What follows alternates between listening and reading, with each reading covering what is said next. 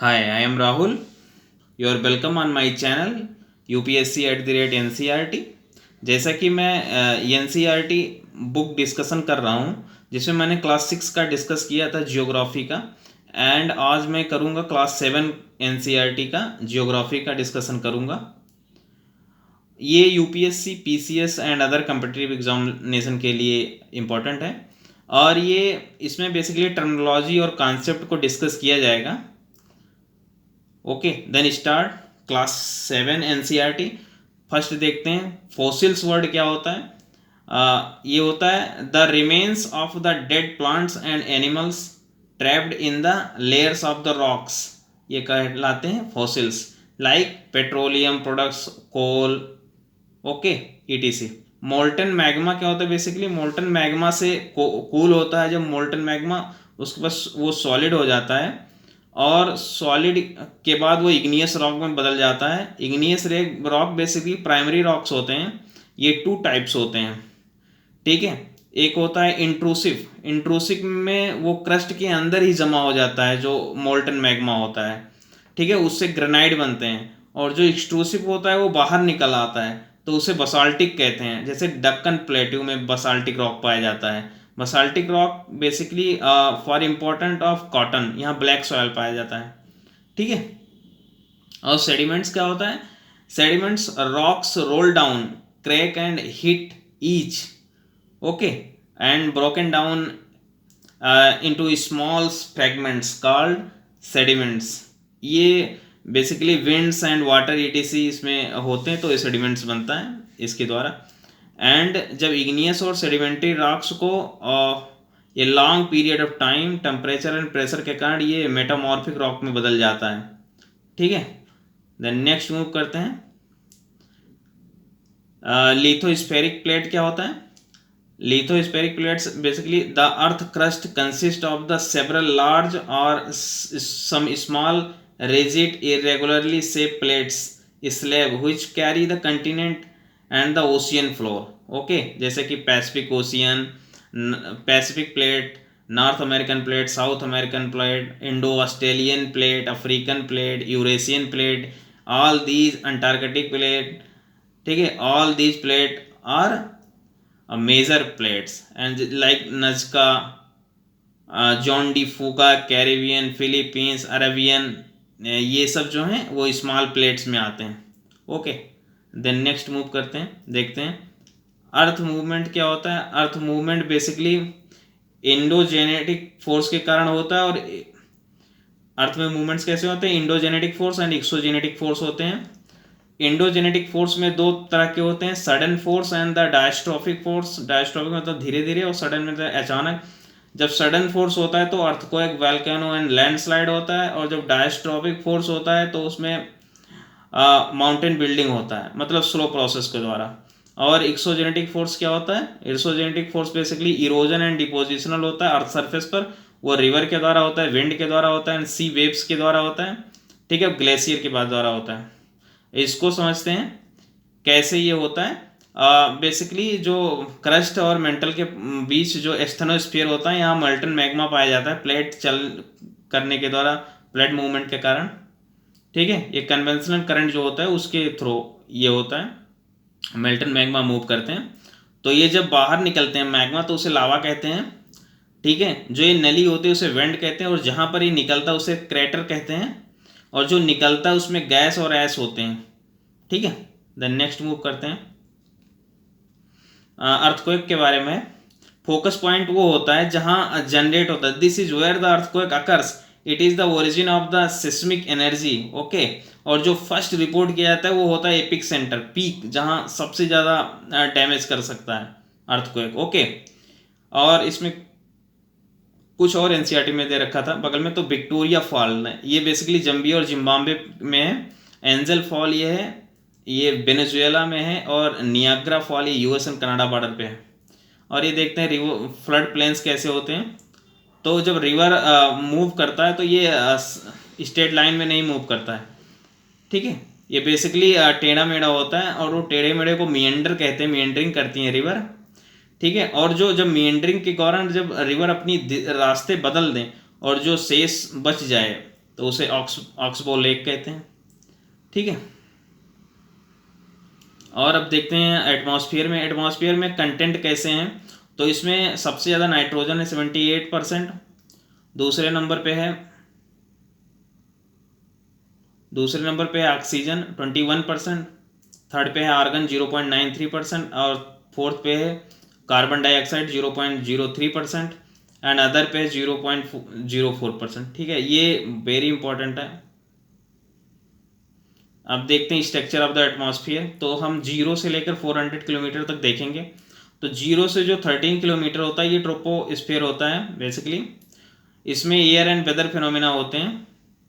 ठीक है, ये इक्वेटर पे मैक्सिमम पाया जाता है 16 किलोमीटर, और पोल पे 8 to 9 किलोमीटर तक पाया जाता है। रीज़न इसका ग्रेविटेशनल फोर्स भी होता है। और 13 to 15 में स्ट्रेटोस्फेयर होता है। ठीक है, स्ट्रेटोस्फेयर एंड ट्रोपोस्फेयर के जो बॉर्डर होता है उसे ट्रोपोपॉज कहते हैं। ठीक है, जो स्ट्रेटोस्फेयर होता है उसमें फ्री फॉर्म ऑफ क्लाउड होते हैं, मतलब क्लाउड नहीं होते हैं, और यहाँ वेदर भी नहीं होते हैं, और यहाँ लेयर होता है ओजोन का। ठीक है, यहाँ जेट स्ट्रीम मूव करती हैं, उसी के कारण यहाँ पे प्लेन फ्लाई किया जाता है। ठीक है, और जो इसके ऊपर होता है मेसोस्फीयर, वो 50 से 80 किलोमीटर के बीच होता है। मेसोस्फीयर और स्ट्रेटोस्फीयर के बीच जो बॉर्डर होता है उसे कहते हैं स्ट्रेटोपॉज। ठीक है, मेसोस्फीयर में बेसिकली जो मेटेरॉइड्स होते हैं बर्न करते हैं। ठीक है, इसमें मेसोस्फीयर और ट्रोपोस्फीयर में हम अगर ऊपर बढ़ते हैं तो टेम्परेचर घटता है। ठीक है, और स्ट्रेटोस्फीयर और जो थर्मोस्फीयर है इसमें टेम्परेचर जो है बढ़ता है ऊपर चलने पर, तो ये ध्यान में रखना है। ठीक है, स्ट्रेटोस्फीयर में ओजोन के कारण और थर्मोस्फीयर में रेडियो आयन के कारण, आयोनाइजेशन के कारण। तो मेसोस्फीयर के ऊपर है थर्मोस्फीयर 80 से 400 किलोमीटर दूर तक है, डिस्टेंस तक, और ये रेडियो ट्रांसमिशन यही होता है। आयनोस्फीयर भी कहते हैं, मतलब होता है इसमें एक लेयर, और इसके ऊपर जो है वो एक्सोस्फीयर होता है, इसमें हीलियम एंड हाइड्रोजन पाया जाता है। ठीक है, देन अदर मूव करते हैं। इंसुलेशन क्या होता है? ये बेसिकली शॉर्ट वेव रेडिएशन होता है ये, an important factors that influence the distribution of temperature.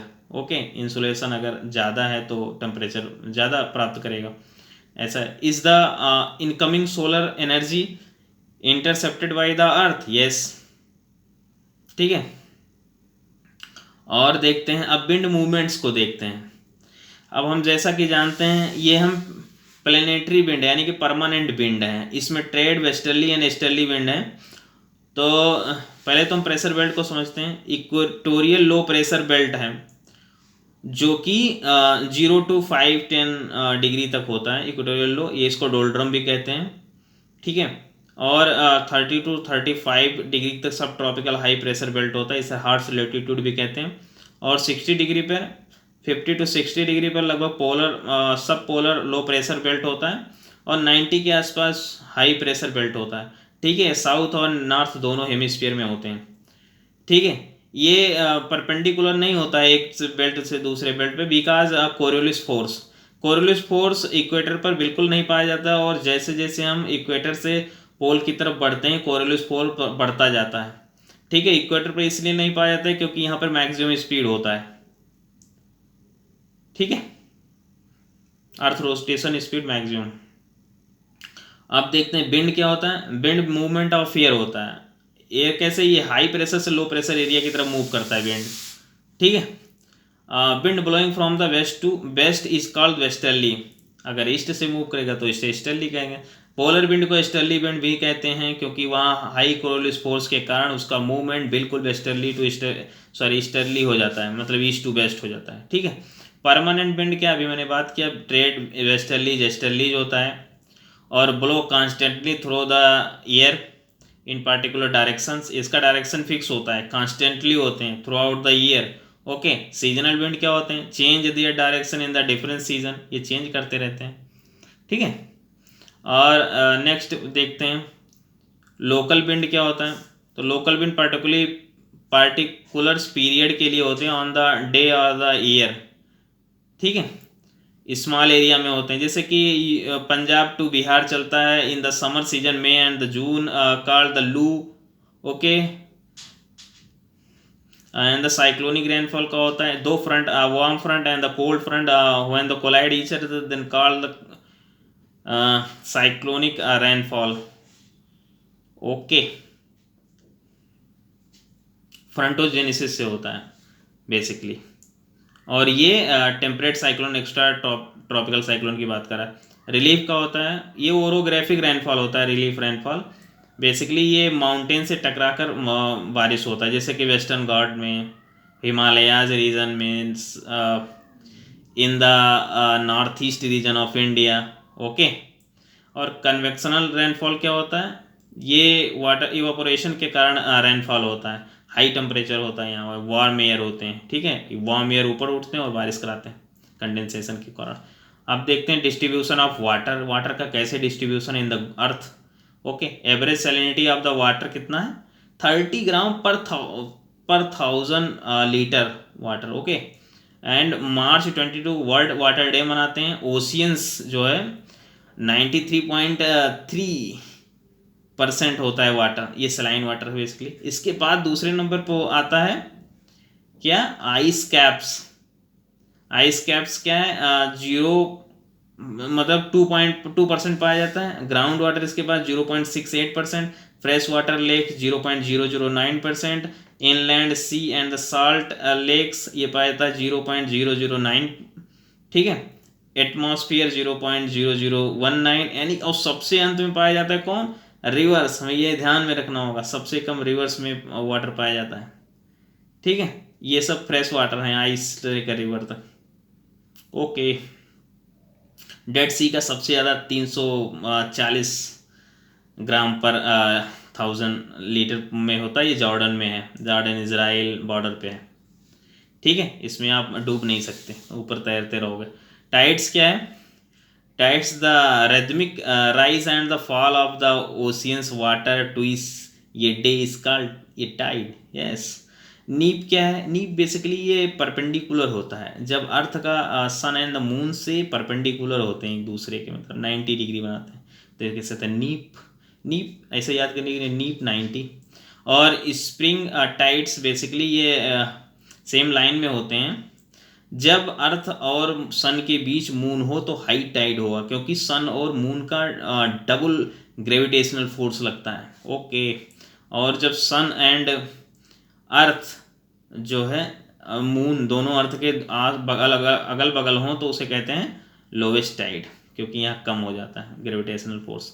Current देखते हैं, तो करंट के लिए हमें एक चीज़ जानना होगा कि जो पोल से चलते हैं इक्वेटर की तरफ वो कोल्ड करंट होते हैं, और जो इक्वेटर से पोल की तरफ चलते हैं वो वार्म करंट होते हैं। तो जैसे अलास्का वार्म करंट है, California cold current, Labrador cold current, and the ये जो गल्फ स्ट्रीम है यही आगे चल के नॉर्थ अटलांटिक ड्रिफ्ट कहलाती है, नॉर्वे के पास है, तो इसे कहते हैं वार्म करंट, क्योंकि इक्वेटोरियल की तरफ से। कैनरी जो है वो कोल्ड करंट है, ओके। कोरोसियो जो है वो वार्म करंट है, एंड ओयो जो है ओयोसियो ये कोल्ड करंट है, क्योंकि पोल से आ रही है। अब साउथ में देखते हैं, साउथ हेमिस्फीयर में जो हमबोल्ट है उसे पेरू में कहते हैं, पेरू कोस्ट एंड चिली के पास होता है, ठीक है, ये कोल्ड होता है। अगर ये वार्म होता है तो एल नीनो आता है, ये हमें समझना होगा।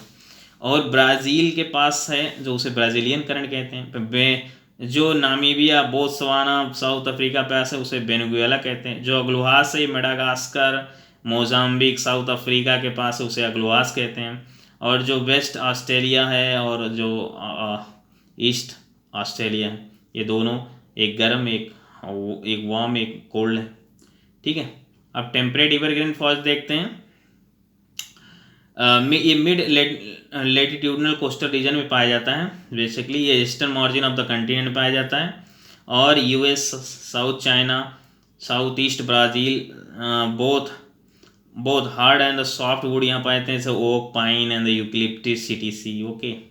देन नेक्स्ट मूव करते हैं टेम्परेट डिसिडुअस फॉरेस्ट में, तो हायर लेटीट्यूड्स पे पाए जाते हैं ये बेसिकली। और north east of the US China New Zealand Chile coast region of the Western Europe. They set their leaves in the dry season में ये लीफ सेट करते हैं. एंड ट्री जो है यहाँ पाए जाते हैं oak, ash and the beech easy sea. And animal deer, fox and wolves पाए जाते हैं. बर्ड यहाँ पेजेंट्स एंड मोनल्स पाए जाते हैं. ओके, मेडिटेरियन क्लाइमेट देखते हैं. तो Mediterranean climate basically Mediterranean reason में तो पाया जाएगा. कैलिफोर्निया में पाया जाता है, साउथ वेस्ट अफ्रीका में पाया जाता है, साउथ अमेरिका में पाया जाता है. And south America south west Australia में पाया जाता है. हॉट ड्राई समर होता है यहाँ पे. Okay, and mild rainy winter होता है, यानी कि विंटर में बारिश होता है. यहाँ सिट्रस फ्रूट होता है, orange, figs and olives, grapes. इसीलिए यहाँ वाइन इंडस्ट्री काफ़ी फेमस है, जैसे इटली, फ्रांस, ईटीसी. एंड देखते हैं कोनीफोरस फॉरेस्ट क्या होता है. तो कोनीफोरस फॉरेस्ट बेसिकली हायर लेटीट्यूड्स पे 50 to 70 डिग्री नॉर्दर्न हेमिस्फीयर में पाया जाता है. ठीक है, आल्सो कॉल्ड टैगा इसे कहते हैं. सलीमा ट्री जो होता है हिमालय में पाया जाता है. सॉफ्टवुड एवरग्रीन ट्री यहाँ पाए जाते हैं. ये पेपर एंड न्यूज़पेपर्स के लिए इंपॉर्टेंट होते हैं बनाने के लिए. एंड मैचेज बॉक्सेस होते हैं और यहाँ पैकिंग बॉक्सेस बनते हैं. ट्री जैसे कि चीर, पाइन, सेडर पाए जाते हैं. और एनिमल्स यहाँ सिल्वर फॉक्स एंड मिंक पाए जाते हैं. पोलर बियर भी पाए जाते हैं. और यहाँ और दो और देखते हैं, tropical grassland and temperate grassland. Tropical grassland क्या है, जहाँ either sides of the equator till the tropics तक पाए जाते हैं. ठीक है, और मॉडरेट वेजिटेशन होता है यहाँ पे. लो अमाउंट ऑफ रेनफॉल होता है. ग्रास ग्रो वेरी टाल होते हैं, जैसे सवाना अफ्रीका का, ईस्ट अफ्रीका में. ओके, एंड ब्राज़ील एनिमल यहाँ elephant, zebra, giraffe, deer, leopard, यहाँ लंबे लंबे जानवर पाए जाते हैं. ब्राज़ील में कैंपोस कहते हैं इसे, सवाना को. ब्राज़ील में क्या कहते हैं, कैंपोस. याद करने के लिए BC. और ऐसे वेनेजुएला में लनोस का आता है, यानी कि BL याद कर लो. और टेम्परेट ग्रासलैंड में मिड लेटीट्यूडल जोन है. ठीक है, तो यहाँ पे interior part of the country में पाया जाएगा. और ग्रास शॉर्ट पाए जाएंगे, न्यूट्रिशियस पाए जाएंगे, इसीलिए स्टेपी वगैरह रीजन यही है. ओके, आगे देखते हैं एनिमल्स. यहाँ पे बफेलो, बाइसॉन्स एंड एंटीलोप्स पाए जाते हैं. अर्जेंटीना में इसे पंपास कहते हैं. नॉर्थ अमेरिका में इसे पेरिस कहते हैं. ये गेहूँ बीट बेल्ट है, यहाँ पे वर्ड बास्केट इसे कहा जाता है. साउथ अफ्रीका में इसे बोलते हैं बेल्ट. और सेंट्रल एशिया में इसे बोलते हैं स्टेपी, जो यूक्रेन और रसिया के बीच होते हैं, जहाँ भी बीट के लिए एक्सपोर्ट का बात चला था. ठीक है, ऑस्ट्रेलियन डाउन्स, ऑस्ट्रेलिया में डाउन्स कहते हैं. थोर्नी बुशेस भी पाए जाते हैं.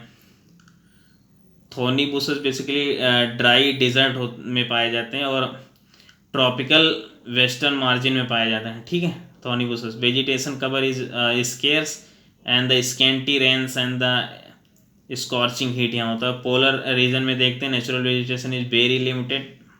ठीक है, mosses, lichens, very small shrubs, very short summers. Tundra vegetation यहाँ पाया जाता है. यूरोप, एशिया, नॉर्थ अमेरिका में पाए जाते हैं. Animals like the thick fur, thick skin वाले जानवर पाए जाएंगे यहाँ, क्योंकि ठंड बहुत पड़ती है. Seal, walrus and musk oxen, arctic owls and the polar bear, snow fox. And animal basin में अमेजन बेसिन में Brazil, parts of Peru and Bolivia, Ecuador, Colombia, Venezuela. Okay, and Sahara में 11 कंट्री आते हैं, जिसमें Algeria, Chad, Egypt, Libya, Mali, Mauritania, Morocco, Niger, Sudan, Tunisia, west Sahara. ठीक है, और vegetation या cactus, date palm and the acacia पाए जाते हैं. एनिमल्स में camels, hyenas and jackals, fox and score पाए जाते हैं. ठीक है, तो ये रहा क्लास 7 की NCERT. जो कुछ इसमें इंपॉर्टेंट था मैंने निकाल लिया है. ठीक है, आपको उसमें पढ़ने की ज़रूरत नहीं, आपको ये 2-3 बार देख लो, बहुत है, याद हो जाएगा. Okay then, thank you. और आज मतलब 15 अगस्त 2022 है, तो आप सभी को इंडिपेंडेंस डे की बहुत बहुत शुभकामनाएं. Thank you very much. Next मिलते हैं 8th ज्योग्राफी NCERT में. Okay, thank you very much. Share और सब्सक्राइब करना ना भूलें अगर आपको पसंद आए तो. Okay, thank you.